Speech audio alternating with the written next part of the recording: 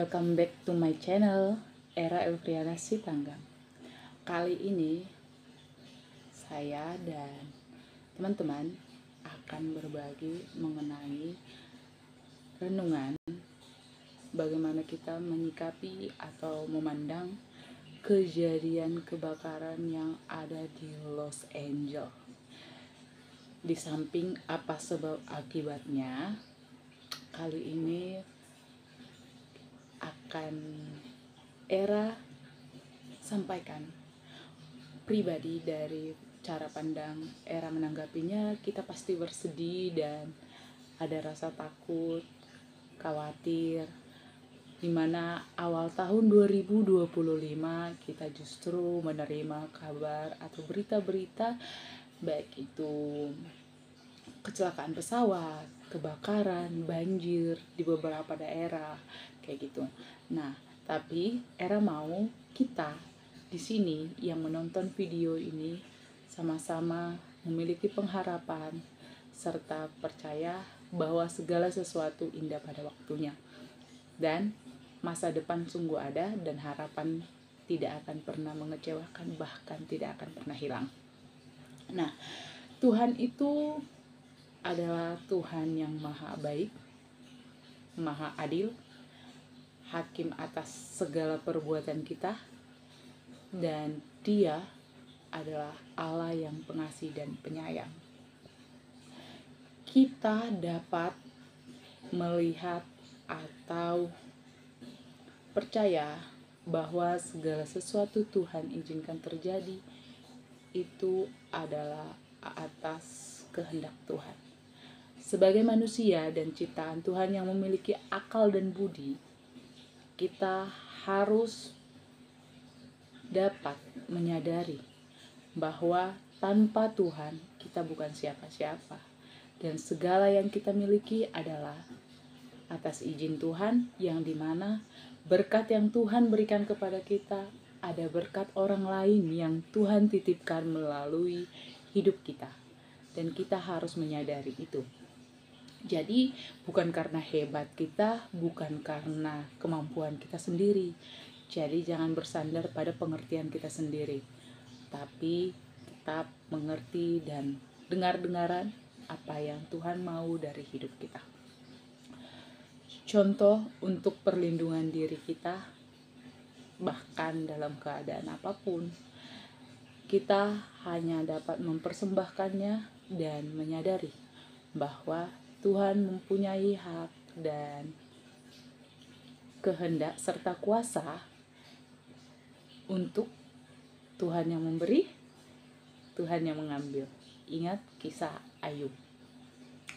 Bukan berarti dengan adanya bencana atau malapetaka, persoalan, serta peristiwa-peristiwa yang menimpa dunia atau diri kita sendiri, Tuhan tidak mendengar doa kita atau Tuhan meninggalkan kita sendiri. Justru lewat penderitaan dan sebuah kejadian kita sadar bahwa kita adalah manusia yang tak berdaya, kita adalah manusia yang tak pernah luput dari kesalahan, dan kita layak untuk mempersembahkan hidup kita seluruhnya kepada Tuhan, dan apapun yang ada di dalam hidup kita itu untuk Tuhan.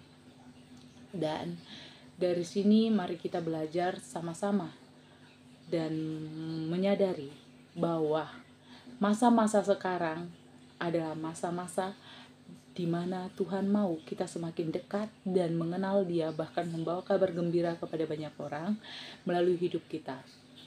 Kita tahu bahwa bukan sedikit atau banyak orang yang masih percaya dan mengandalkan Tuhan, sehingga ada orang-orang yang menganggap segala sesuatu yang ia miliki dan yang punya, baik jabatan tinggi, uang yang berlimpah, serta kekuasaan, justru untuk merugikan orang lain dan menindas orang lain.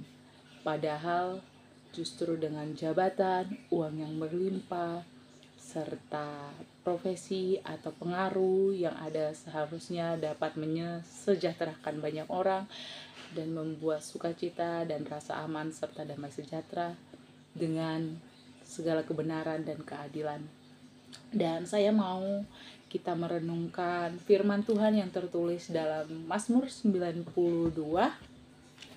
yang isinya Mazmur 92. Tuhan Hakim yang adil. Mazmur nyanyian untuk hari Sabat. Adalah baik untuk menyanyikan syukur kepada Tuhan dan untuk menyanyikan mazmur bagi namamu, ya yang maha tinggi. Untuk memberitakan kasih setiamu di waktu pagi dan kesetiaanmu di waktu malam. Dengan bunyi-bunyian 10 tali dan dengan gambus dengan iringan kecapi. Sebab telah kau buat aku bersuka cita ya Tuhan dengan pekerjaanmu. Karena perbuatan tanganmu aku akan bersorak-sorak. Betapa besarnya pekerjaan-pekerjaanmu ya Tuhan, dan sangat dalamnya rancangan-rancanganmu. Orang bodoh tidak akan mengetahui, dan orang bebal tidak akan mengerti hal itu. Apabila orang-orang fasik bertunas seperti tumbuh-tumbuhan, dan orang-orang yang melakukan kejahatan berkembang, ialah supaya mereka dipunahkan untuk selama-lamanya. Tetapi Engkau di tempat yang tinggi untuk selama-lamanya ya Tuhan. Sebab sesungguhnya musuhmu ya Tuhan. Sebab sesungguhnya musuhmu akan binasa. Semua orang yang melakukan kejahatan akan dicerai-beraikan. Tetapi kau tinggikan tandukku seperti tanduk banteng. Aku dituangi dengan minyak baru. Mataku memandangi seteruku, telingaku mendengar perihal orang-orang jahat yang bangkit melawan aku. Orang benar akan bertunas seperti pohon kurma, akan tumbuh subur seperti pohon aras di Libanon. Mereka yang ditanam di bait Tuhan akan bertunas di pelataran Allah kita. Pada masa tua pun mereka masih berbuah menjadi gemuk dan segar.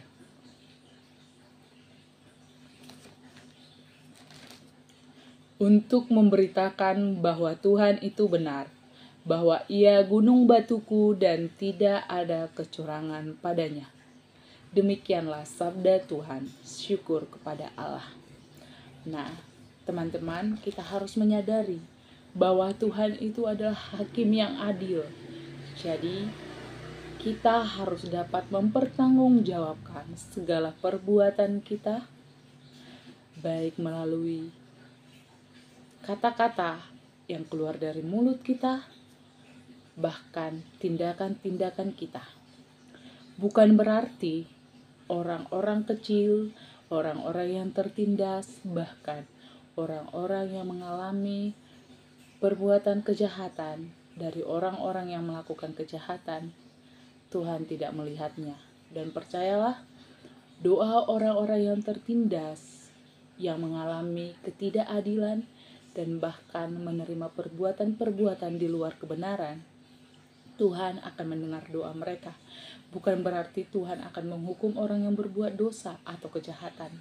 Tepat pada hari itu juga, Tuhan tetap memberikan waktu untuk setiap orang bertobat, menyadari kesalahannya, dan memohon ampun melalui dirinya sendiri, dan menyadari bahwa segala sesuatu yang ia telah perbuat adalah perbuatan yang dilarang, yang dapat merugikannya, yang dimana menjadi celah bagi si jahat untuk membawanya ke dalam kebinasaan.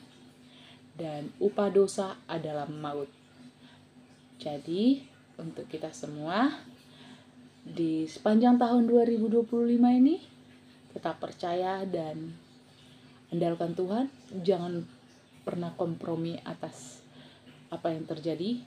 Apapun kondisimu, apapun persoalanmu, tetap andalkan Tuhan. Karena Tuhan adalah Allah yang maha kuasa.